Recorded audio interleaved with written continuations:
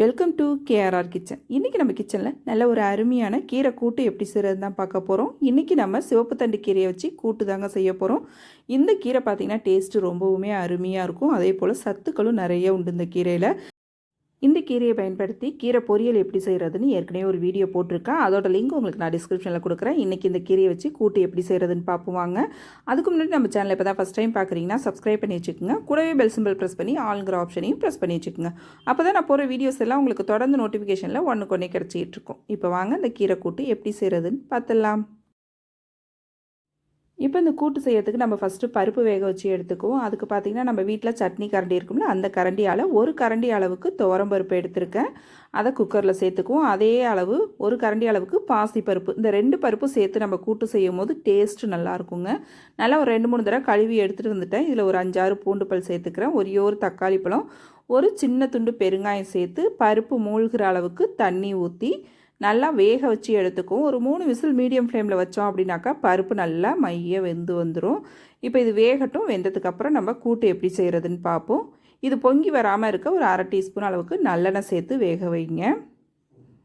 இப்போ பருப்பு நல்லா வேகட்டும். வேக வச்சு எடுத்ததுக்கப்புறம் நம்ம எப்படி செய்கிறதுன்னு பார்ப்போம்.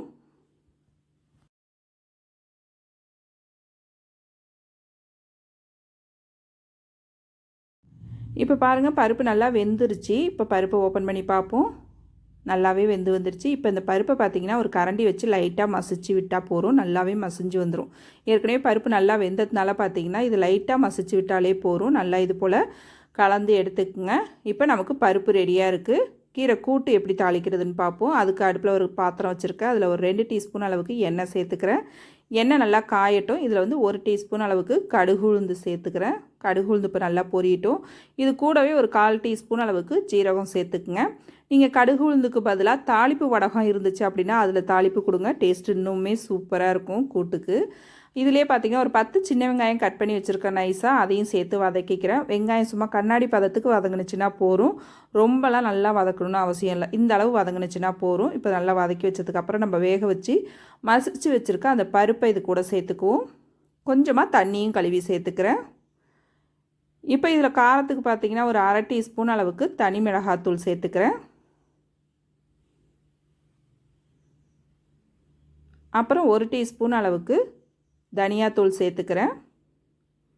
ஒரு 1/4 டீஸ்பூன் அளவுக்கு மஞ்சள் தூள் சேர்த்துக்குங்க. இப்போ இது நல்லா ஒரு தடவை ஒத்தாப்பில் கலந்து விட்டுருங்க. இந்த மிளகாத்தூள் உங்கள் காரத்துக்கு தகுந்த அளவு சேர்த்துக்குங்க. இதிலே இதுக்கு தேவையான அளவு உப்பும் சேர்த்து நல்லா கலந்து விட்டு இது நல்லா ஒரு கொதி வந்ததுக்கு அப்புறம் தான் நம்ம கீரையை எடுத்து வைக்கணும். நல்லா ஒரு கொதி வரட்டும். கீரை பார்த்திங்கன்னா நல்லா ஒரு 2 தடவை. இது வந்து தண்டு சமைக்க முடியாது, கொஞ்சம் அழுத்தமாக இருக்கும். அதனால் அதில் உள்ள கீரையை மட்டும் ஆஞ்சி எடுத்துக்குங்க ஃபஸ்ட்டு. அந்த கீரையை பார்த்திங்கன்னா நல்லா ஒரு 2 தடவை முழுசாக இருக்கும் போதே நல்லா ஒரு 2 தடவை அலசிட்டிங்க அப்படின்னா நிறைய மண் இருக்கும். அது எல்லாம் வெளியாகிடும், தண்ணியில் தங்கிடும். நல்லா அலசிட்டு அதுக்கப்புறம் கீரையை கட் பண்ணி எடுத்துக்குங்க. கீரையை கட் பண்ணிவிட்டு எப்போதுமே அலசாதீங்க. அலசிட்டு தான் நம்ம கீரையை கட் பண்ணி எடுத்துக்கணும். நல்லா இது போல் சின்ன சின்னதாக இருக்கிற மாதிரி கட் பண்ணி எடுத்துக்குங்க. இப்போ இந்த கீரையை நம்ம பருப்பு கொதி வந்தோடனே எடுத்து வச்சு வேக வைப்போம். ஒரு 2 நிமிஷத்துலேயே பார்த்திங்கன்னா அந்த கீரை வெந்து வந்துடும். நல்லா இது போல் கலந்து விட்டு வேக வச்சுக்குங்க. தண்ணி அதிகமான அளவு சேர்க்க வேணாம். நமக்கு கீரையிலேருந்து வேறு தண்ணி விடும். அதனால் தண்ணி வந்து பார்த்து பக்குவமாக சேர்த்துக்குங்க. பத்தலைன்னா கூட நீங்கள் மறுபடியும் சேர்த்துக்கலாம். அதனால் கம்மியான அளவு சேர்த்து வேக வச்சு எடுத்துக்குங்க. இப்போ கீரை நல்லா வெந்ததுக்கு அப்புறம் பார்த்திங்கன்னா இதுக்கு ஒரு தேங்காய் பேஸ்ட்டு சேர்க்கணும். அதுக்கு பார்த்திங்கன்னா ஒரு 1/2 கப் அளவுக்கு தேங்காய் எடுத்திருக்கேன். இதிலே ஒரு 1/2 டீஸ்பூன் ஜீரகம், 1/2 டீஸ்பூன் சோம்பு சேர்த்துருக்கேன்.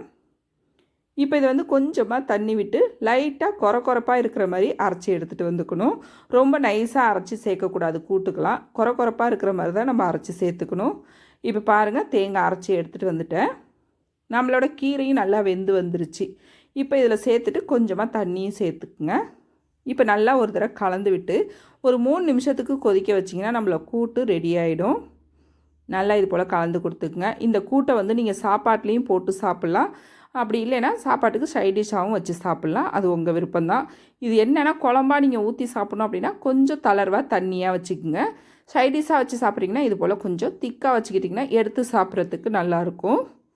அவ்வளோதான். ரொம்ப அருமையாக சூப்பராக நல்ல ஹெல்த்தியான ஒரு கீரை கூட்டு ரெசிபி எப்படி செய்கிறதுன்னு பார்த்துருக்கோம். இதே மெத்தடில் கண்டிப்பாக அந்த ரெசிபியை ட்ரை பண்ணி பாருங்கள்.